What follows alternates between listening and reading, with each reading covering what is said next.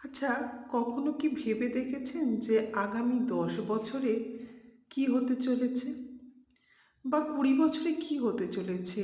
আপনি এখানে থাকবেন না থাকবেন না, আপনি বিদেশে থাকবেন না থাকবেন না, আপনার পরিচিত আত্মীয় বন্ধু আপনার কাছে থাকবে না থাকবে না, আপনার ছেলে মেয়েরা আপনাদের দেখবে না দেখবে না, আপনি আদৌ জীবনে সাকসেস পাবেন কি পাবেন না, আপনার শরীর ঠিক থাকবে না ঠিক থাকবে না, আপনার সুগার, আপনার প্রেশার আদৌ ঠিক হবে না ঠিক হবে না, বা ঠিক হলেও কতটা ঠিক হবে, বা আত্মীয় পরিজনদের সাথে আপনাদের সম্পর্ক থাকবে না থাকবে না, আপনি যেখানটায় আছেন আপনার সাধের প্রিয় বাড়িটি থাকবে না সেখানে সমুদ্র হয়ে যাবে, না মরুভূমি হয়ে যাবে। এসব কিন্তু আমরা কিচ্ছু জানি না, সত্যিই জানি না আগামী বছরগুলোতে কি হবে, কি হতে চলেছে, আমরা কিচ্ছু জানি না।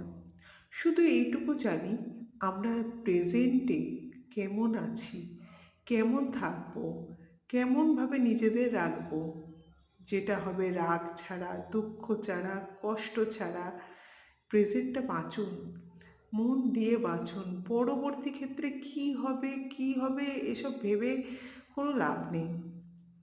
প্রেজেন্টটা আনন্দ করে মন দিয়ে খেলে কুদে যাচ্ছে আপনার মনের ইচ্ছে, সবাইকে ভালো রেখে তো চলা যায় না, অন্তত নিজেকে খুশি রাখুন।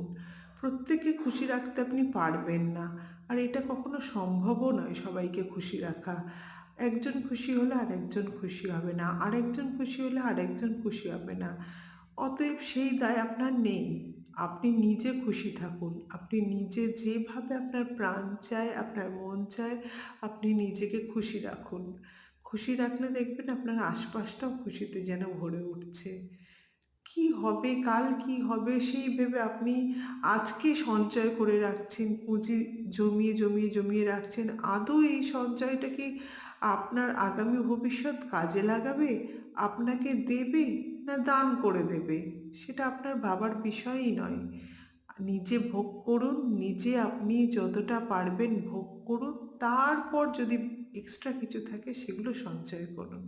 সুতরাং কাল কি হবে সেই ভেবে আজকে আপনি হতাশ হয়ে থাকবেন না। নিশ্চয়ই নিজে ভোগ করুন, নিজে জীবনটাকে উপভোগ করুন যতটা সম্ভব, যতটা পারা যায়।